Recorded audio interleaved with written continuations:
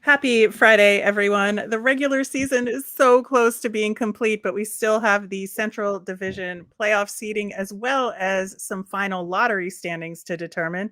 Plus, it's the end of an era for the captain in Chicago and for a mainstay goaltender as retirement announcements begin.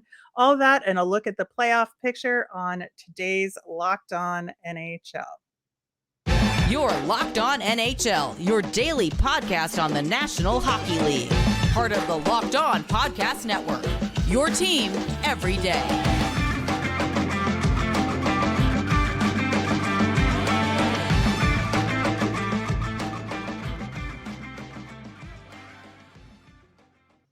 Hello, everybody, and welcome to Locked On NHL. I am Rachel Donner from Locked On Flyers. I'm on Twitter at rmiriam. I'm here each and every Friday with Gil Martin of Locked On Islanders. You can find him on Twitter at IceWarsNYRVSNYI.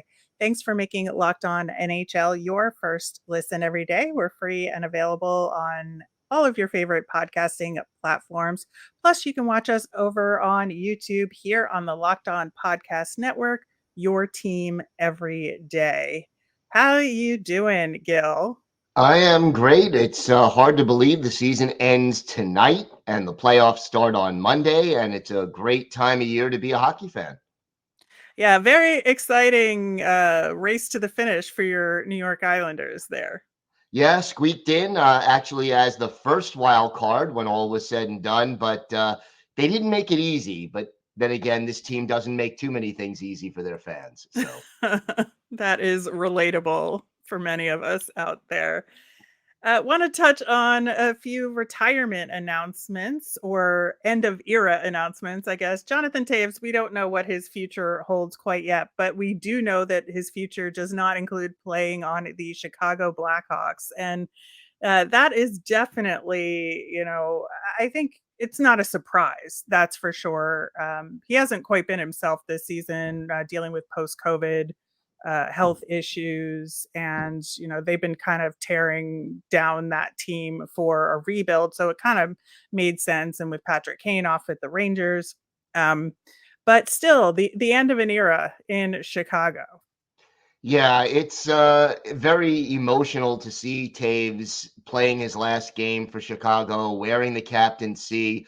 He's been such an integral part of so many great teams. He's going to be in the Hall of Fame at some point after he retires, probably as soon as he's eligible.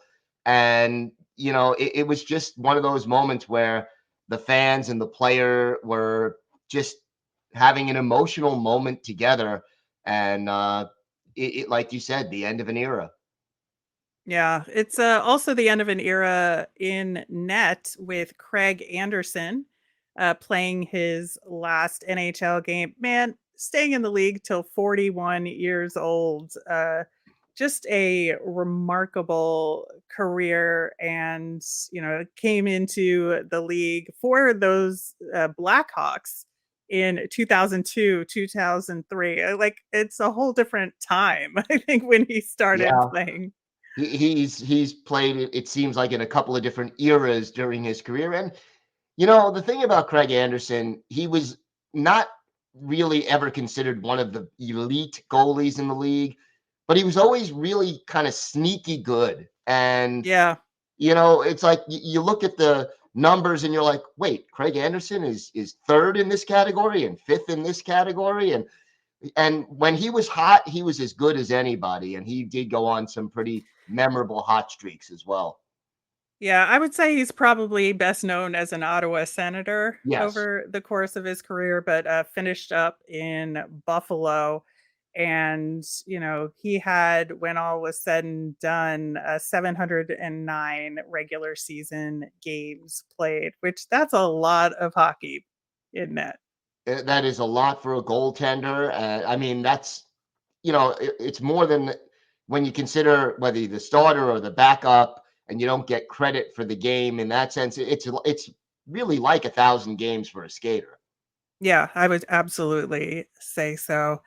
And I do want to call attention to a smaller retirement, but a fun a celebration nonetheless. Justin Braun played in that game between the Flyers and Blackhawks where Jonathan Toews was being honored. And the Flyers just did Justin Braun a solid. You know, he was a good, real, just reliable NHL defenseman in his career. And the Flyers allowed his dad to be on the bench and gave him a solo lap like a rookie and just did, you know, played him for over 20 minutes and gave him power play time to try and get him an extra point to make it a 200-point career. He didn't get it as far as the stats go right now, but still, I just think that was really lovely what they did for him. It was classy, and I really liked it. It made for an emotional moment. And yeah, okay, is Justin Braun going down in NHL history as a Hall of No. Famer or an all-time great? No, but for his family, for him, for his fans, this was just a really nice touch and a great way to send him off. Yeah, he had about 15 friends and family members there too, so it was really nice. I'm glad the Flyers did that for him. We got a bit of bad news for the Colorado Avalanche heading into the postseason. Gabriel Landeskog, his knee injury is such that he's not going to be able to play in the postseason. Could not pull a Tampa Bay Lightning and bring him in just for the playoffs. And that's a very big deal for the Avalanche. I mean, not just because of what he provides on the ice, but he's also one of the big leaders on that team. And not having him available is certainly going to be detrimental to their chances of repeating as Stanley Cup champions. Now, look, the Avs are still loaded. This is still a very talented hockey team. They're still trying to win their division, but at the same time, Landeskog makes them that much better, and not having him back is a blow to their chances of repeating. Yeah, it really is. And, you know, that the Avs still have not determined their placement yet. We'll get to that a little bit later in the show. But I want to talk about the draft lottery updates, where again, we don't have a final seating as far as who has the you know, the percentage chances down the line, but we do know who has the highest percentage chance, and that is the Anaheim Ducks. And man, you can't, there's no way around it. The Ducks were really bad this year. They finished with a negative 129 goal differential this season, and that is the worst since the Atlanta Thrashers in their first year, who had a negative 143 in 99 2000. So they were not scoring a lot of goals in Anaheim. No, they were not scoring a lot of goals. They were bad at home. They were bad on the road, and they lost their last 13 games of the season, eking out the Blackhawks by 1 point for that. For the Blackhawks actually and the Blue Jackets for that last spot. Although the Listen, Blue Jackets still have one more chance to add to their total, but yeah, they let's just say that they tanked for Bedard. They finished in spectacular fashion. yeah, they were the only team that tanked properly. You had Columbus and Chicago winning games that they had no business winning and kicking them out of that top spot. It was just kind of like a hot potato situation with that Yeah, percentage. the other teams couldn't even tank right, but No. Anaheim showed how it should be done. Exactly. Our friend JD from Locked On Anaheim Ducks noted that the Ducks have the all-time NHL record for most shots allowed in one season with 3207. They also have the all-time record low, 39.1, or high, I guess, 39.1 shot attempts allowed per game. So, Ouch. yeah, it has been a rough one. But like we said, there is one game to play to determine the final rankings below that in the 2, 3, and 4 slot. We'll get to that a little bit later in the show. But coming up next, we're going to look at the playoff matchups as they currently stand and give our initial thoughts on that. Today's episode is brought to you by eBay Motors. For a championship team, it's all about making sure every player is a perfect fit. It's the same when it comes to your vehicle. Every part needs to fit just right. So the next time you need parts and accessories, head to eBay Motors. With eBay Guaranteed Fit, you can be sure every part you need fits right the first time around. Just add your ride to My Garage and look for the green check to know the part will fit or your money back. Because just like in sports, confidence is the name of the game when you shop on eBay Motors. And with over 122 million parts to choose from, you'll be back in the game in no time. After all, it's easy to bring home a win when the right parts are guaranteed. Get the right parts, the right fit, and the right prices on ebaymotors.com. Let's ride. Eligible items only. Exclusions apply. All right, Gil. So we have most of the playoff matchups set.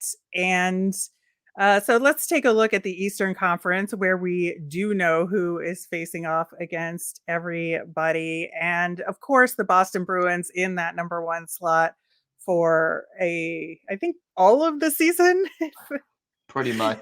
If memory serves from way back in October, but they will be facing the Florida Panthers, who wound up in the second wild card spot. And I think that you have to really be impressed with what the Florida Panthers did in the late stages of this season, just really winning it out when they had to and putting their chances in their own hands. And then, of course, we talked last week about Alex Lyon and what a remarkable run he has had in net for the Florida Panthers. But coming up against that brick wall that is the Boston Bruins, that's a tough one. It is tough. I guess if you're a Florida Panthers fan, the way to look at it is there's no pressure on the Panthers right now. Boston is coming off this record-setting season. They've got the league's, Vezina Trophy winner. They've got, number what is it? Number 2 offense, number 1 defense, or do I have it backwards? But they're just on top of every statistical area in the league. They're the President's Trophy winner.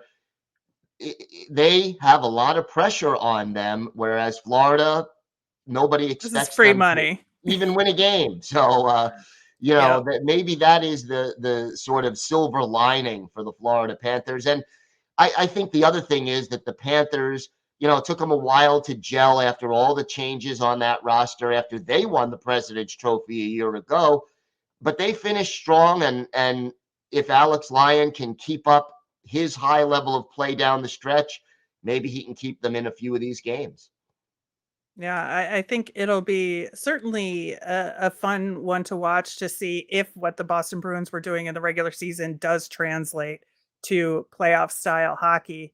Looking at the other Atlantic Division matchup, one that's been locked in place for it feels like forever now, the Toronto Maple Leafs against the Tampa Bay Lightning. And some people are saying, Gil, that this is the series that will finally get Toronto that first round playoff victory. But do you think they can pull it off?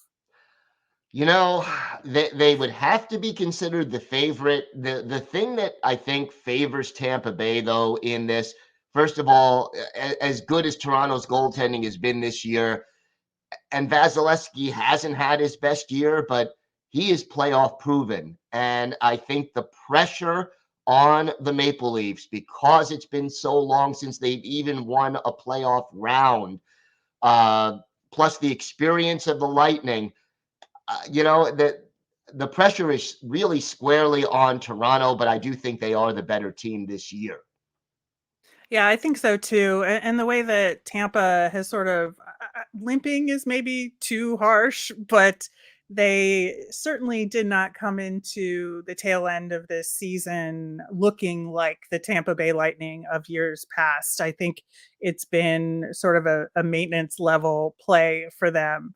So I do think that there's a difference in that team this year versus previous years. And yeah, I don't want to curse the Leafs, but I guess they're already cursed. So there's not much that I can do to make it worse on them. But I'd have to give the Leafs the edge this time around. We'll see if they can do it.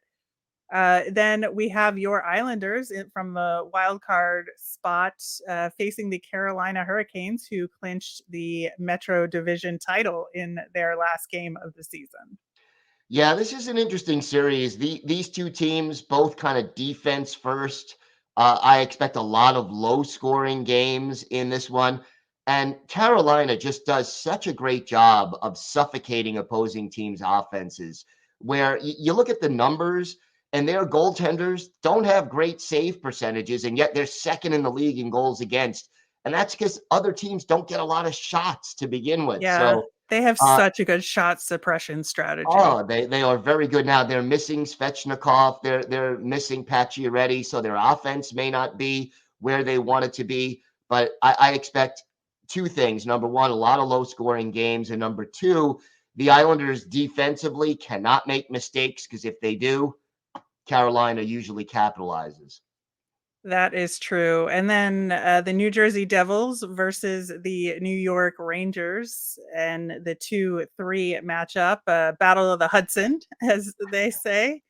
And this is fascinating to me because last season the Rangers were the upstart team. And this year they're a little bit more established. And, they went for it at the trade deadline, picking up Patrick Kane. And, they feel like they're a more mature hockey club this year. And Shesterkin, while he didn't have the, incredible season like he had last year, is still a tremendous goaltender up against the Devils, who outperformed pretty much everybody's expectations. Yeah, the Devils are sort of a year ahead of schedule as compared to expectation. But I guess the They're kind of question like is, the Rangers were last were a year. year ago, right? Yeah, But are the Devils? Do they have enough players with playoff experience? To me, is the big right. question. They have one or two, but not a lot of guys. Young team. They may be able to make one of those runs where they don't know that they're not supposed to win yet, kind of a Exactly. thing. But we'll see. I think the Devils are sort of this up and coming team. I would say they're the early favorite to win the division next year. But whether or not they have what it takes this year to get past the Rangers, that remains to be seen. And I always, when I see a playoff series between these two teams, I think back to 1994, which that semifinal series or conference final series was really one of the greatest of all time. It was. That is certainly true. Looking at the Western Conference, we're going to skip the Central for now.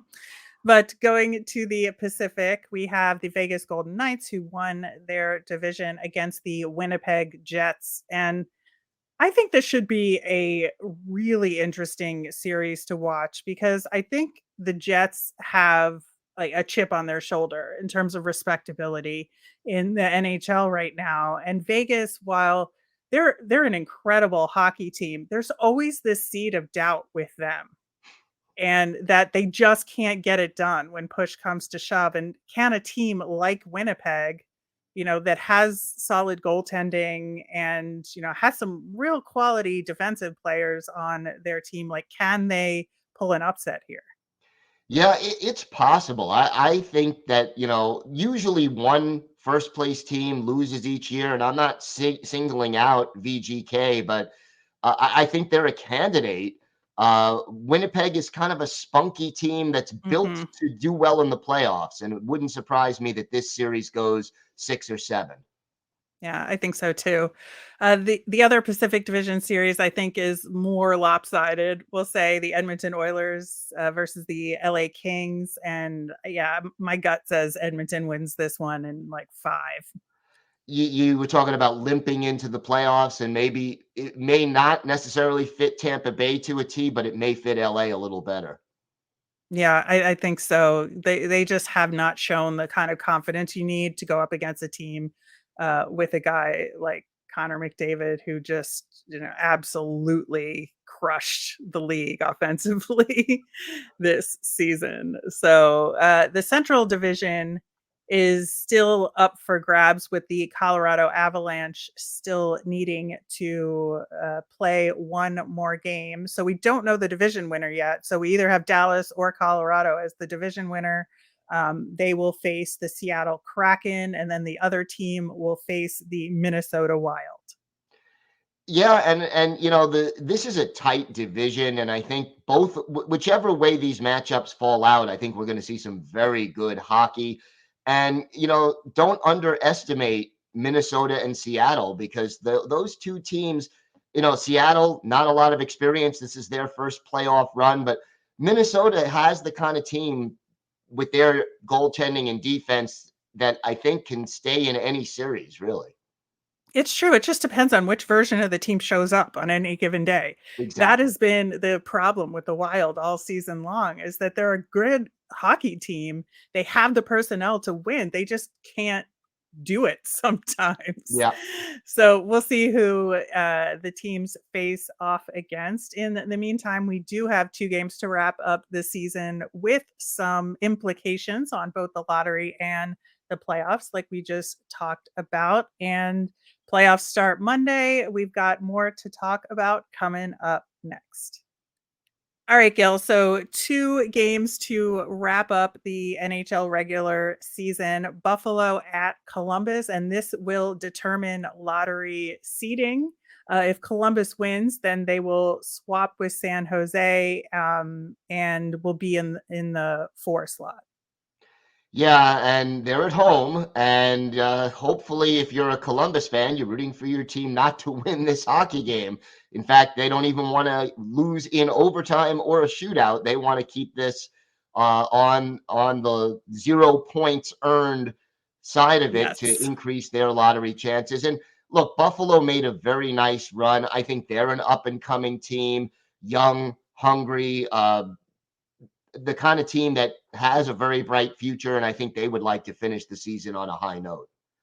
Yeah, especially because they're locked in with a 0% chance of winning the lottery. It doesn't matter Right. to them per se. And then we just talked about the Colorado Avalanche. They are at Nashville. That will determine the Central Division seeding, and who wins that division. Colorado just has to win in any fashion to win the division. If they lose, or even an overtime loss, they're second in the division, as we talked about. Yeah, and I think it's a little less important for the Avs to win the division than it is for Dallas. I just feel like Colorado has more playoff experience.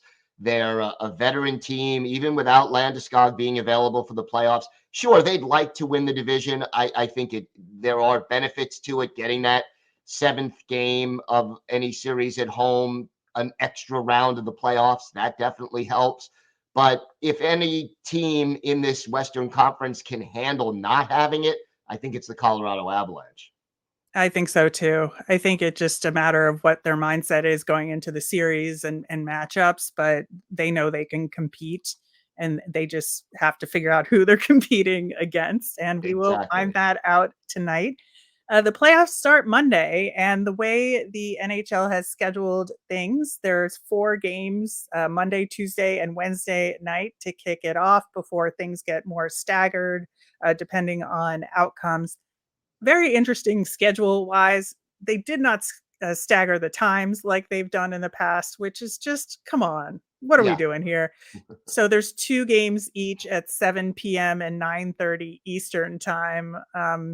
Very disappointing in terms of the scheduling. I would have hoped they would have done like 7, 7:30, 8, just to stagger it, and then starting at like 9:30 and 10 maybe.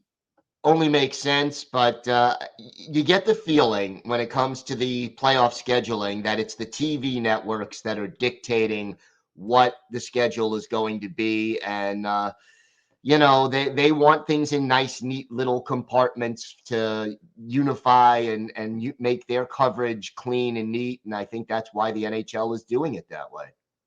Yeah. So, once everything gets locked in, we'll figure out who is playing when. Obviously, the different coasts will determine who's in the early versus late. But in terms of who starts Monday versus who starts on Tuesday. And I can't believe that next week we're going to be talking about playoff series, Gil. Yeah, no, I'm looking forward to that. And I can't believe that 82 games, for all 32 teams have more or less after tonight, the season is over. I mean, the weather is nice. It's warm outside. I'm ready for playoff hockey, but I'm not ready to let go of the season just yet. Yeah, it's always an interesting turn because the NHL, like the difference between the regular season and the playoffs is so stark, I think, just in terms of the style of play. You don't get bogged down with a lot of you don't have the fighting, but it is very physical and very intense. And like the hitting gets a little bit harder, the skating gets a little bit faster, the shots get a little bit harder. And I feel like there's just something special about playoff hockey, and I look forward to it every year. There's nothing like it. And, the players have less time and space to operate in. Power plays and penalty kills become even more important. And obviously, goaltending is a huge, huge key in the playoffs. But, the other thing I always look forward to in the playoffs, there's always one player who is sort of a third or fourth line guy who gets on a hot streak and helps his team win. You may never hear about this player again after this, It is but true. but for that playoff run, they're a big part of why their team wins, and they can almost be immortalized in NHL or certainly for their team's lore based on their hot streak at the right time in the right playoff series. Yeah, or it's just scoring one single goal Yeah, could etch yeah. somebody in history. I know for me, the name JJ Daigneault has a lot Mhm. of significance that some people who have never heard of this man, but I will remember him as scoring that incredible goal to force a game 7 for the Flyers versus the Oilers in 1987 back in the Yeah, day. I mean, Ranger fans will point to Stefan Matteau. I mean, Mhm. certainly not a Hall of Famer, solid third line player, scored that big goal against the Devils in '94 and will forever be remembered for it. Yep. Yep. In the meantime, if you're itching to watch some more amazing hockey this weekend, since we've got a couple of days off in the NHL, Women's Worlds, which we previewed last week with Erica Ayala, is in the medal rounds right now. So Saturday, we have the semifinals. USA versus Czechia at noon Eastern, and then Team Canada versus Switzerland at 4 p.m. That's Saturday. And then Sunday will be the medal games determined by the outcomes of those first two. We will be back next week with Erica to recap that and the latest in women's hockey news around the league. So check those games out as well. That will do it for today's show. Thanks for making Locked On NHL your first listen every day. Also, check out NHL Game to Game. It's every moment, every top performance, every result. Locked On Game to Game covers every game from across the NHL, and very important getting into the playoffs with all that local analysis that only Locked On can deliver. It's on this very feed on Locked On NHL, available wherever you get your podcasts. Have a great playoffs, everybody.